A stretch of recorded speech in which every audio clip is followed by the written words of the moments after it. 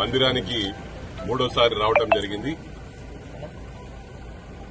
మా చెరుకు ముత్యమన్నకు మాజీ మంత్రివర్యులకు ఈ గుడి అంటే ఎప్పుడు కూడా చెప్పేవాడు. వారు పట్టించుకున్నారంటే మరి ఎవరు కూడా పట్టించుకున్న పాపాన పోలేదు.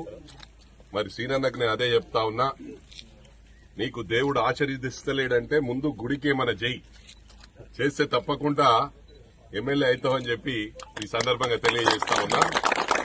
మరి అదే విధంగా శ్రీనివాస్ రెడ్డి గారు